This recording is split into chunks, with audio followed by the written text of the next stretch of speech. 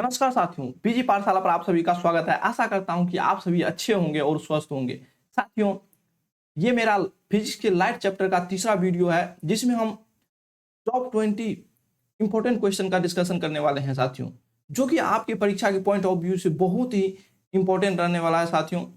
आप जिस किसी भी एग्जाम का तैयारी कर रहे हो, चाहे वो रेलवे से रिलेटेड हो या अदर कोई भी कम्पिटिटिव एग्जाम हो साथियों, उसके लिए रिवीजन आपके लिए बहुत ही इंपॉर्टेंट रखता है साथियों। तो आप लोग रिवीजन के पॉइंट ऑफ व्यू से हमारे सेशन को जरूर देखें, और आप जिस किसी भी चीज़ का तैयारी कर रहे हैं उसके लिए ये सेशन, ये वीडियो मेरा बहुत ही हेल्पफुल आपके लिए रहने वाला है। तो साथियों, ज़्यादा समय नहीं लेते हुए चलते हैं हम अपना कंटेंट पे। उससे पहले साथियों, हमारे चैनल बीजी पाठशाला को आप सभी जरूर सब्सक्राइब कर ले और बेल आइकन को दबा ले, ताकि आने वाला हर एक वीडियो का अपडेट आपको, नोटिफिकेशन आपको मिल सके। साथियों, अगर आपको हमारे इस कंटेंट का पीडीएफ चाहिए तो हमारे टेलीग्राम चैनल बीजी पाठशाला को आप लोग ज्वाइन कर ले।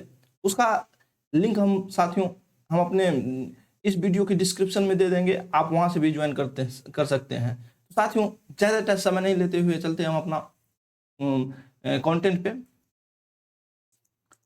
साथियों, पहला क्वेश्चन है साथियों, निकट दृष्टि दोष को डैश भी कहा जाता है। कहने का मतलब है साथियों कि निकट दृष्टि दोष को और किस नाम से जाना जाता है। तो साथियों, इसका सही आंसर हो जाएगा ऑप्शन ए। निकट दृष्टि दोष को साथियों माइपिया के नाम से भी जाना जाता है साथियों। निकट दृष्टि दोष में होता है क्या साथियों कि निकट की वस्तु स्पष्ट दिखाई देता है और दूर की वस्तु जो होती है वो स्पष्ट नहीं दिखाई देती हैं। उसी प्रकार साथियों, दूर दृष्टि दोष को साथियों हाइपर मेट्रोपिया के नाम से जाना जाता है। दूर दृष्टि दोष में साथियों होता है क्या कि दूर की वस्तु जो होती है वो स्पष्ट दिखाई देती है, जबकि नजदीक वस्तु स्पष्ट नहीं दिखाई देती है। अगला क्वेश्चन है साथियों, क्वेश्चन नंबर 2 कहता है साथियों, निकट दृष्टि दोष से पीड़ित व्यक्ति के लिए कौन सा लेंस का उपयोग किया जाता है। कहने का मतलब है कि निकट दृष्टि दोष से जो व्यक्ति प्रभावित है उसके लिए कौन सा उसको निकट दृष्टि उसके प्रॉब्लम को दूर करने के लिए कौन सा लेंस का उपयोग करते हैं। साथियों, ऑप्शन है नीचे, चार ऑप्शन है कि उत्तल लेंस, धूप का चश्मा, अवतल लेंस, संयुक्त लेंस। साथियों, इसका सही आंसर हो जाएगा ऑप्शन सी। निकट दृष्टि दोष को दूर करने के लिए साथियों हम लोग कौन सा लेंस का उपयोग करते हैं, तो अवतल लेंस का प्रयोग करते हैं। साथियों, उसी प्रकार दूर दृष्टि दोष को दूर करने के लिए हम कौन सा लेंस का प्रयोग करते हैं, तो उत्तल लेंस का प्रयोग करते हैं। अगला क्वेश्चन है क्वेश्चन नंबर 3 साथियों, कि इंद्रधनुष एक प्राकृतिक परिघटना है जो डैश को दर्शाता है। जो कौन सी घटना को दर्शाता है साथियों, इंद्रधनुष एक प्राकृतिक परिघटना है जो कि ऑप्शन डी, इसका सही आंसर ऑप्शन डी हो जाएगा, जो कि प्रकाश के वर्ण विक्षेपण की घटना को दर्शाता है। इंद्रधनुष एक प्राकृतिक परिघटना है साथियों, इंद्रधनुष एक प्राकृतिक परिघटना है जो कि प्रकाश के वर्ण विक्षेपण को दर्शाता है। साथियों, अब रहा कि इंद्रधनुष बनने का क्या रीजन होता है। इंद्रधनुष का बनने का रीजन है साथियों प्रकाश के अपवर्तन, पूर्ण आंतरिक परावर्तन तथा वर्ण विक्षेपण के कारण इंद्रधनुष हमको दिखाई देता है। नेक्स्ट क्वेश्चन है साथियों, क्वेश्चन नंबर 4, कि उत्तल लेंस के प्रकाश से केंद्र से होकर गुजरने वाली प्रकाश की किरण अपवर्तन के बाद निर्गत होगी। कहता है कि उत्तल लेंस के प्रकाश से केंद्र से गुजरने वाली प्रकाश की किरण जो होती है अपवर्तन के बाद किधर से निर्गत होता है, किस दिशा से निर्गत होता है। तो साथियों, इसका सही आंसर ऑप्शन ए हो जाएगा, बिना किसी विचलन के वो निर्गत हो जाती है, बिना किसी विचलन के वो निकल जाती है। कहता है कि उत्तल दर्पण के प्रकाश से केंद्र से होकर गुजरने वाली प्रकाश किरण जो होती है साथियों अपवर्तन के बाद बिना किसी विचलन के निकल जाती है। इसका सही आंसर ऑप्शन ए हो जाएगा।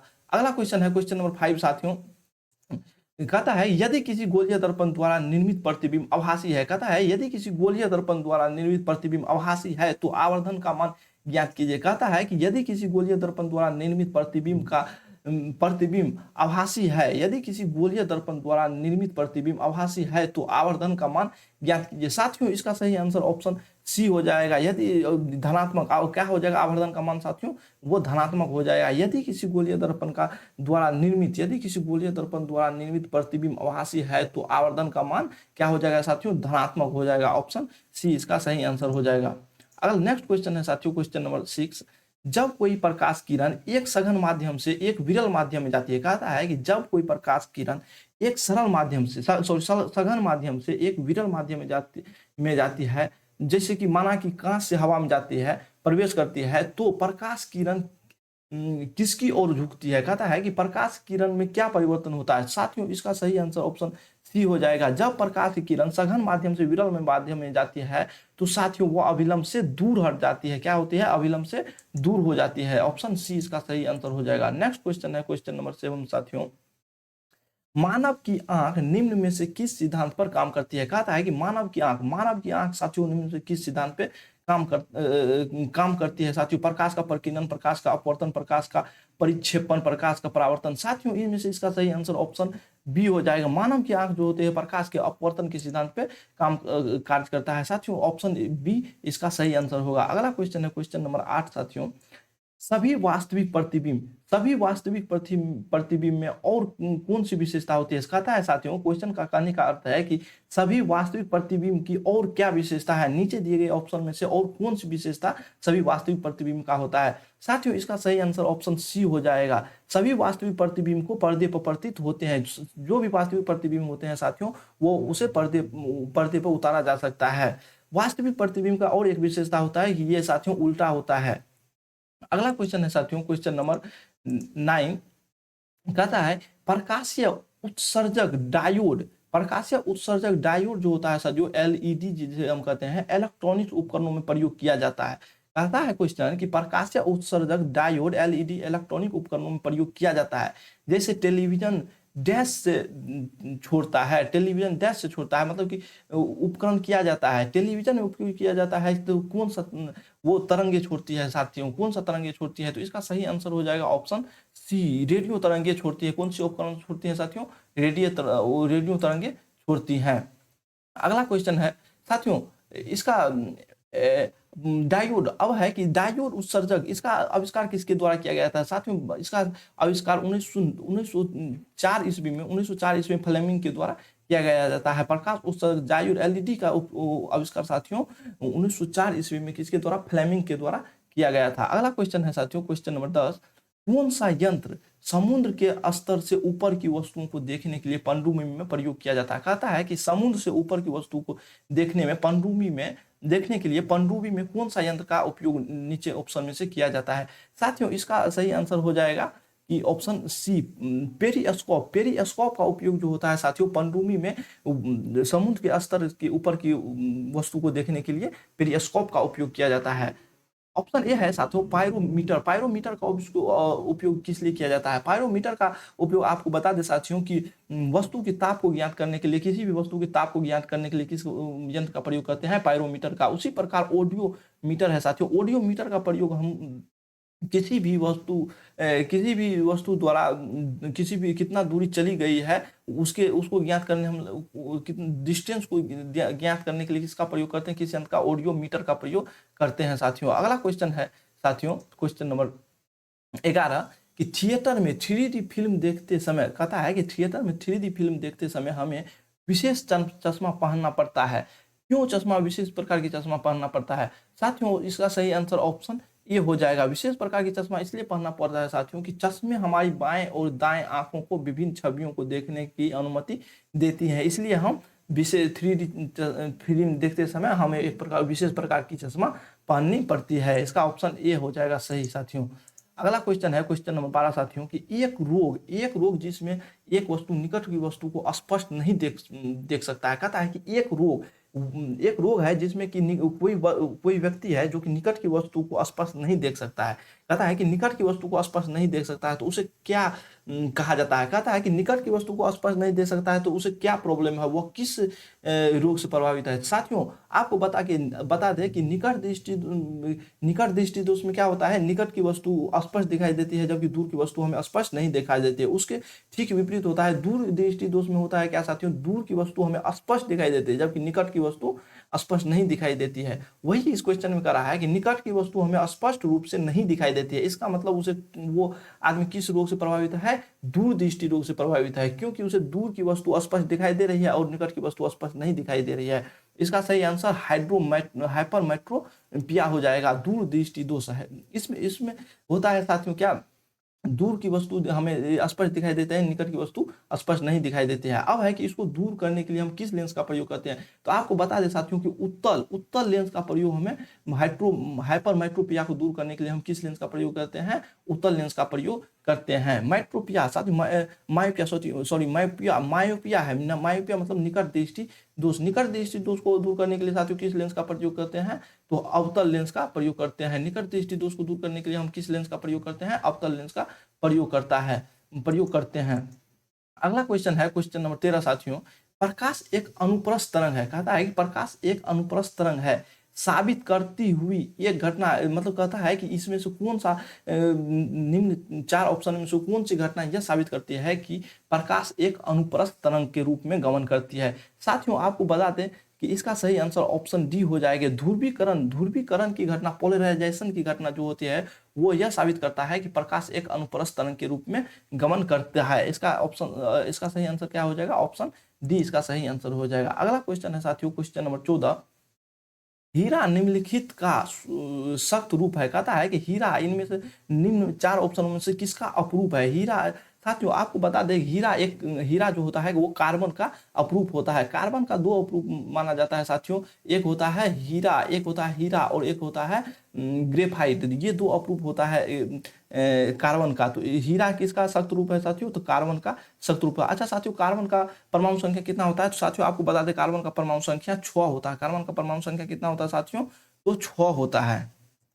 अगला क्वेश्चन है साथियों क्वेश्चन नंबर 15, जब एक प्रकाश तरंग का आंतरिक सतह पर हवा से कांच में परावर्तन होता है। कहता है कि जब एक प्रकाश तरंग का आंतरिक सतह पर हवा से कांच में परावर्तन होता है तो परावर्तित तरंग की कला में परिवर्तन कितना होता है। कहता है परावर्तित तरंग जो होती है उसकी कला में कितना परिवर्तन होता है, तो इसका सही आंसर ऑप्शन डी हो जाएगा, पाए परिवर्तन होता है। जब एक प्रकाश तरंग साथियों प्रकाश तरंग का आंतरिक सतह पर हवा से कांच में मतलब कि विरल माध्यम से सघन माध्यम में परावर्तन होता है तो परावर्तित तरंग जो होती है परावर्तित तरंग की कला में पाए परिवर्तन होगा साथियों। अगला क्वेश्चन है क्वेश्चन नंबर 16 साथियों, बाइफोकल लेंस का आविष्कार किसने किया था। बाइफोकल लेंस का आविष्कार किसने किया था साथियों, इसका सही आंसर हो जाएगा ऑप्शन बी। बाइफोकल लेंस का आविष्कार साथियों बेंजामिन फ्रैंकलिन के द्वारा किया गया था। किसके द्वारा किया गया। अगला क्वेश्चन है साथियों क्वेश्चन नंबर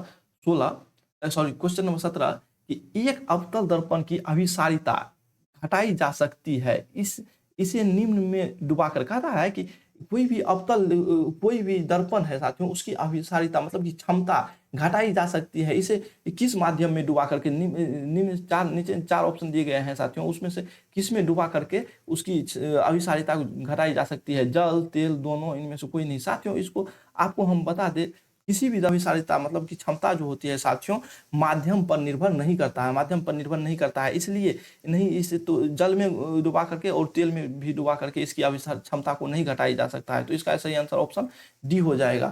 पता है साथियों, अगला क्वेश्चन है साथियों क्वेश्चन नंबर 18। क्वेश्चन नंबर 18 है साथियों, निम्नलिखित में से कौन सा विकल्प एक पृष्ठ पर मुद्रित प्रति इंच पिक्सलों की संख्या का घोतक है। कहता है कि क्वेश्चन नंबर 18 कहता है साथियों कि निम्नलिखित में से कौन सा विकल्प एक पृष्ठ पर मुद्रित प्रति इंच पिक्सलों की संख्या का घोतक है। इसका सही आंसर ऑप्शन बी हो जाएगा साथियों, रिजोल्यूशन जो होता है साथियों पिक्सलों की संख्या का घोतक है। निम्नलिखित में से निम्न 4 ऑप्शनों में साथियों एक पृष्ठ पर मुद्रित प्रति इंच पिक्सलों की संख्या का घोतक रिजोल्यूशन है। अगला क्वेश्चन है क्वेश्चन नंबर 19 साथियों, अस्त होते समय सूर्य लाल दिखाई देता है। कहता है कि क्वेश्चन है कि अस्त होते समय सूर्य लाल दिखाई देता है, वो किस घटना के कारण हमें लाल दिखाई देता है। नीचे 4 ऑप्शन दिए गए हैं साथियों, परावर्तन, प्रकीर्णन, अपवर्तन, विवर्तन। साथियों कहता है अस्त होते समय सूर्य लाल दिखाई देता है हमें, इसका सही आंसर ऑप्शन बी हो जाएगा। प्रकीर्णन के कारण जो होती है साथियों अस्त होते समय सूर्य जो होती है वो लाल दिखाई देता है। प्रकीर्णन की घटना के कारण अस्त होते समय साथियों हमें सूर्य के साथ दिखाई देता है लाल। अस्त या सूर्योदय होते समय दोनों समय जो होता है प्रकीर्णन की घटना के कारण हमें साथियों सूर्य लाल दिखाई देता है। अच्छा साथियों आकाश का नीला रंग भी प्रकीर्णन के कारण ही हमें दिखाई देता है। अगला क्वेश्चन है साथियों क्वेश्चन नंबर 20 और ये मेरा लास्ट क्वेश्चन है साथियों। उससे पहले हम आपको बता दें साथियों, आपको अगर हमारे इस वीडियो का कंटेंट चाहिए, इसका पीडीएफ चाहिए, तो साथियों हमारे टेलीग्राम चैनल बीजी पाठशाला को आप लोग ज्वाइन कर ले। उसका लिंक हम डिस्क्रिप्शन में भी दे देंगे साथियों, वहां से भी आप ज्वाइन कर सकते हैं। अदरवाइज हमारे टेलीग्राम चैनल पे आप जाकर के बीजी पाठशाला सर्च कीजिएगा तो हमारा आ जाएगा, तो वहाँ ज्वाइन कर सकते हैं, वहाँ हमारा पीडीएफ मिल जाएगा। इस लास्ट क्वेश्चन को देखते हैं साथियों। जब किसी छोटी बूंदों द्वारा प्रकाश के डैश से इंद्रधनुष बनते हैं, कहता है कि जल की छोटी बूंदों द्वारा प्रकाश के डैश घटना के कारण इंद्रधनुष बनते हुए दिखाई देता है। नीचे 4 ऑप्शन दिए गए हैं साथियों, इसका सही आंसर हो जाएगा ऑप्शन डी, अपवर्तन एवं पूर्ण आंतरिक परावर्तन। इस घटना के कारण हमें जल के छोटी बूंदों पर प्रकाश के अपवर्तन एवं पूर्ण आंतरिक परावर्तन, साथ में वर्ण विक्षेपण, ये तीनों घटनाएं के कारण हमें इंद्रधनुष बनते हुए दिखाई देती है। साथियों इंद्रधनुष में बता दें कि इंद्रधनुष में 7 रंग होते हैं साथियों, और इंद्रधनुष जब बनता है साथियों उस समय बारिश और हमें आकाश में सूर्य और बारिश दोनों एक साथ दिखाई देते हैं, और हम जब सूर्य की तरफ पीठ करते हैं तो हमें इंद्रधनुष दिखाई देते हैं। तो साथियों ये रहा हमारा आज के लाइट चैप्टर का 20 क्वेश्चन का डिस्कशन का वीडियो। तो आप सभी को आशा करता हूं कि आप सभी को हमारा ये वीडियो अच्छा लगा होगा, और आप सभी के लिए, आप सभी के एग्जाम के पॉइंट ऑफ व्यू से बहुत ही हेल्पफुल होगा मेरा ये कंटेंट। तो साथियों हमारे इस चैनल बीजी पाठशाला को आप लोग सब्सक्राइब करें, और अच्छा लगा हो वीडियो तो साथियों प्लीज़ हमारे वीडियो को लाइक करें, चैनल को सब्सक्राइब करें, और अपने फ्रेंड्स से भी शेयर कर दें ताकि वो भी इनसे लाभ उठा सके। साथियों मिलते हैं नेक्स्ट वीडियो में।